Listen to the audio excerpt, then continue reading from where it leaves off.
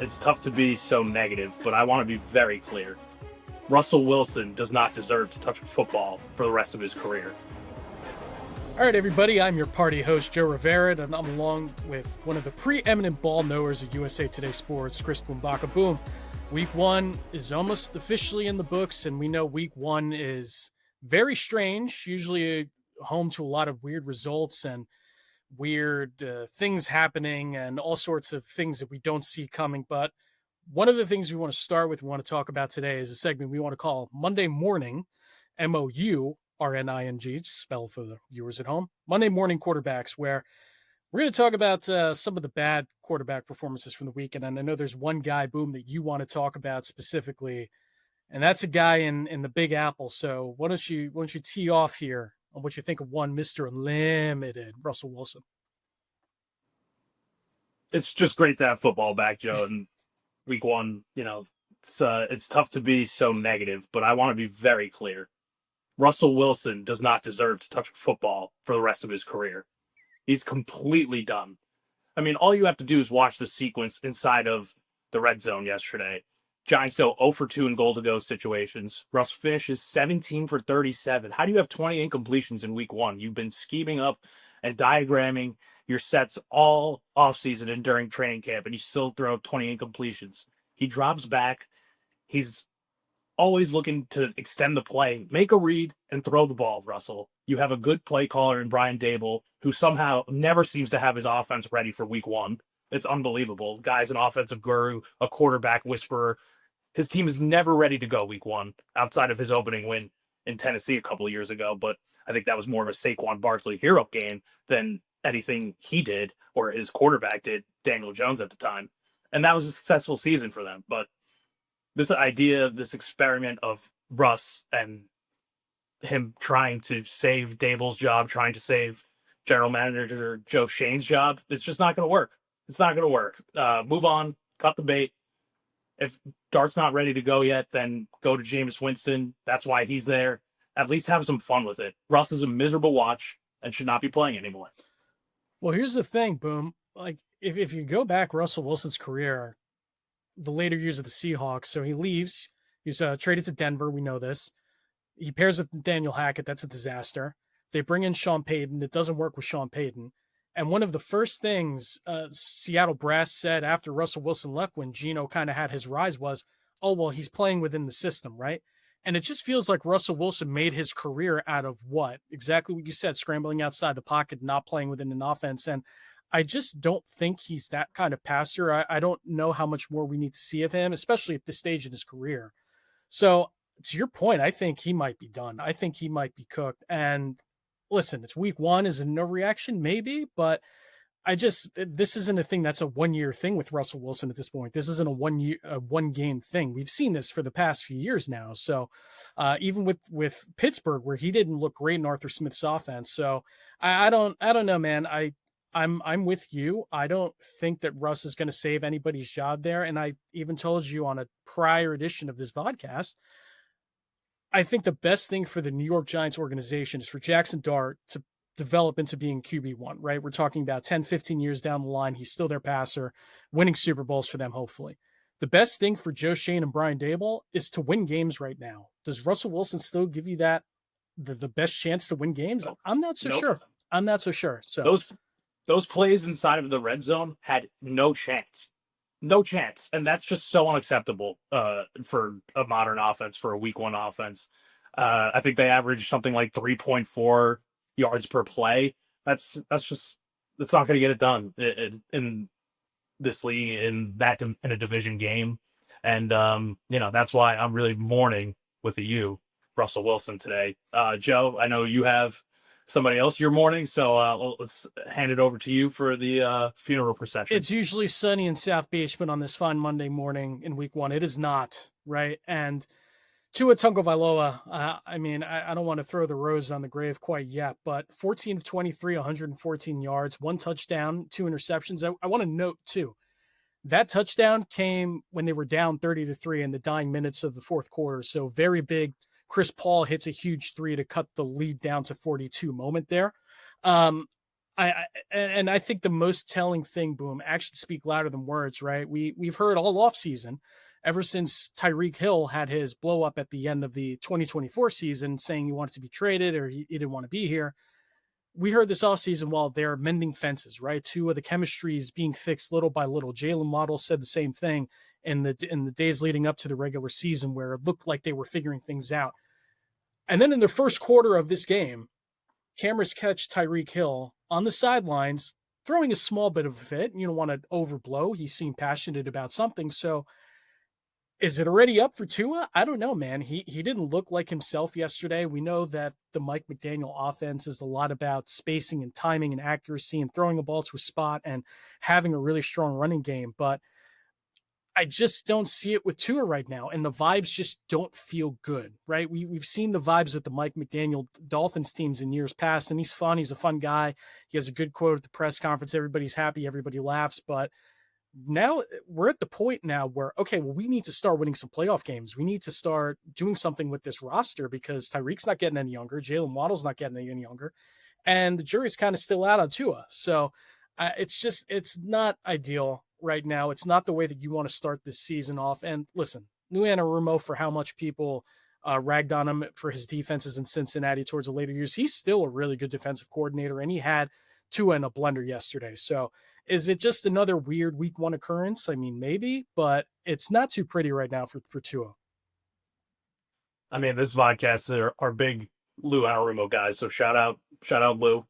And yeah, I think if outside the Tua thing, like the injuries, the inconsistency with his personnel, you mentioned Tyreek.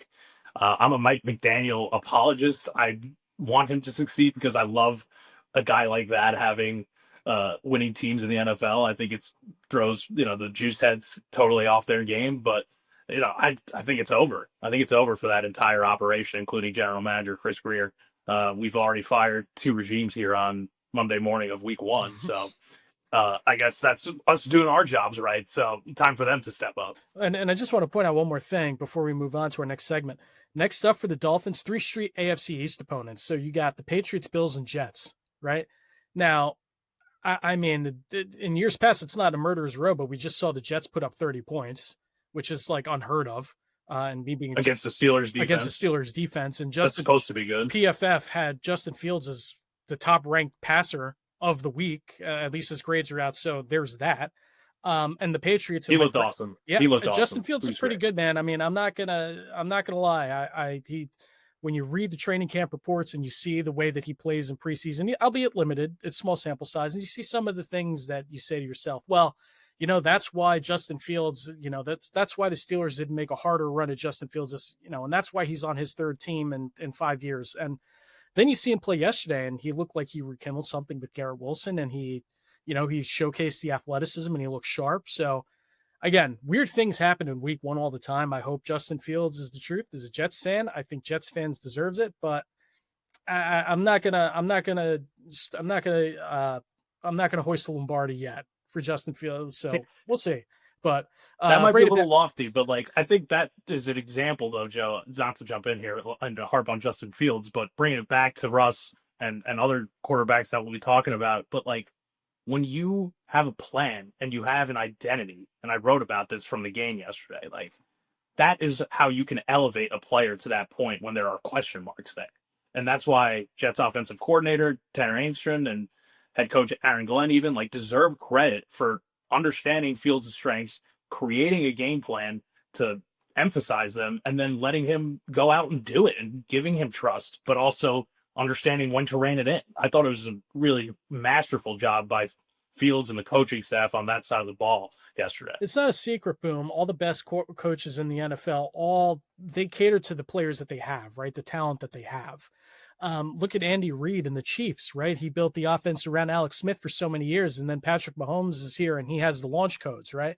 So I think you see that those are makings of good coaches when you have a coach who can take a player's best assets and build offenses or build defenses around what their team does. And then you find players that kind of fit the scheme too. But it's just when you have that mindset of a coach is you can't be stubborn and this is my scheme, this is my offense. We saw it with Robert Saleh. again, not to get in a tangent, but we saw it with Robert Saleh and Sauce Gardner, right?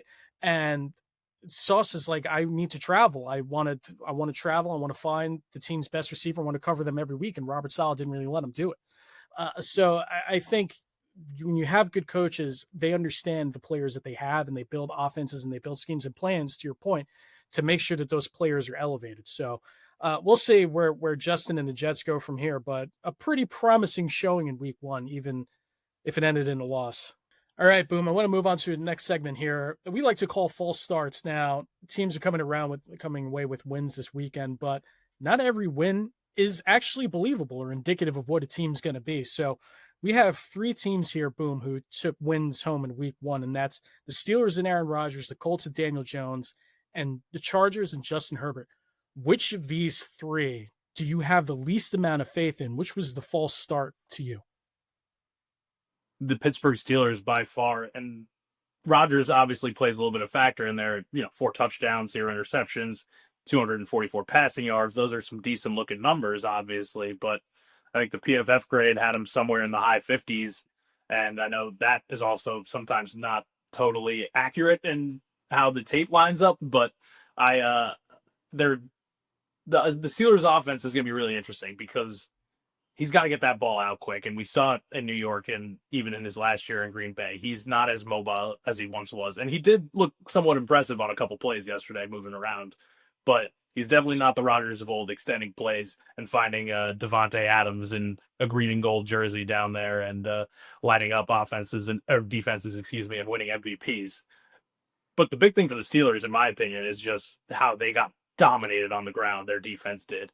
And also they couldn't run the ball either. And a Mike Tomlin team come December, come January, when you got to go into Baltimore and you got to go into Cincinnati and you even got to have your contests with Cleveland in your division, like you got to be able to stop the run and you got to be able to run the ball. And I see no indication that the Steelers are going to be able to do that this year. So that's why they're my false start this week, Joe. Yeah, I think that makes sense, Boom. And, with Rodgers, you said he's not the Rodgers of old. He is the old Rodgers, right? Like he, at some point, we've seen this with him. He gets hurt. It happens, right? Last year he was fighting injuries pretty much all season, even if he played, the full bevy of games last. So I just don't listen. 4 touchdowns in week one, like what you tip your hat, you call him your daddy and you move on, right? But I just don't see this lasting an entire season. And again, we talked about this on this podcast before. This is it for Mike Tomlin and Rodgers. I think like, you got to make this work. Tomlin got his guy, like they did the dance all offseason. And yeah, you get the win yesterday against a Jets defense that looked like it blew coverage left and right. It just didn't look pretty and it was more of that than I think Rodgers picking them apart. Classic Rodgers. So is that unfair? I don't know, maybe, but I think you make a good point of like, yeah, that defense didn't look good. And it's a Mike Tomlin defense. You expect them to come out a little bit stronger than that. So, interesting. Yeah, I've got serious concerns about the middle of that defense on the D-line, even the linebacking core. It's like, man, they just got thrown off the ball. It's credit to the Jets' offensive line, of course, in their plan. But, that Tomlin can't be happy with how they got physically worked yesterday. Credit to the Jets' offensive line is not something I've heard in a very long time. It just gave me goosebumps, Boom. So thank you. All right, so I'm going to give you my false start here, Boom. Listen, the Colts, Daniel Jones, I know we just spent a little bit of time talking about Tua and how terrible the Dolphins looked. I think that plays into it a little bit. It's Daniel Jones, right? It's Daniel Jones. It's Daniel Jones. Like, I don't mean to crap on the guy, but we saw it for years with Brian Daboll in New York. Yeah, he had a small spell short spell with the Vikings last year after he was released. So maybe some of Kevin O'Connell rubbed off on them a little bit, but he looked really good yesterday. I don't know how much I trust that against a Dolphins defense and a Dolphins team that just looked underprepared against them. So if I had to guess, of these 3 teams, I would say the Colts and Daniel Jones probably don't buy into this. Don't buy into this yet. I don't believe it. And I think a lot of that just falls on the quarterback. He was gun shy for years in New York. I don't think that's something that you just shake off in one game with a new team, their second new team. So I'm just not buying. I'm not buying the Colts right now. Maybe that's a little bit lukewarm. I don't think anybody really is pounding the table for the Colts to win the AFC South, but I just don't see how that win will catapult them moving forward. Yeah, I ragged Jones all off season, and I'm glad that he got his moment in the sun here in week one.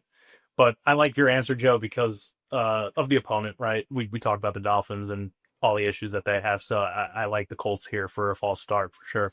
All right, boom. Let's move on to Monday Night Football in week one. We have the first Monday Night Football matchup of the season, and it's an interesting one because it's the Chicago Bears and the Minnesota Vikings, NFC North rivals. A lot of good vibes right now around Soldier Field, and Caleb Williams and Ben Johnson, and Minnesota Vikings going 14-3 last year and somehow finishing second in the NFC North to a Lions team that was a juggernaut all season till the end.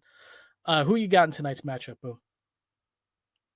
I'm going to take the Bears. I think I picked them in our weekly picks file, so I got no reason to stray off that now. I think JJ McCarthy, the last time we saw him, he was winning a national championship for the Michigan Wolverines in the 2023 season. Obviously, missed all of last year with an injury, and he'll be making his first career start on Monday Night Football. So I think that's a pretty tough assignment, and it's just going to take him a little bit to get going. Same with the Bears. I don't think it's going to be a particularly pretty game, and I got the Bears in a somewhat rock fight, I guess you would call it. Yeah, I think that's fair. Boom. I like the Bears in this game too. Now, listen, I don't typically believe in quarterback gurus or whisperers or wizardry or sorcery, whatever you want to label you want to put on it. But Kevin O'Connell's been pretty good with the quarterbacks he's had in Minnesota so far. So we'll see what happens with JJ McCarthy. Obviously missing all of the 2024 season with the knee injury, but again, the vibes with Ben Johnson just felt right, and you felt it the second that the first video surfaced of Ben Johnson in the Bears facility. It just feels like there's an adult in the room now, which I think is a good thing for Chicago.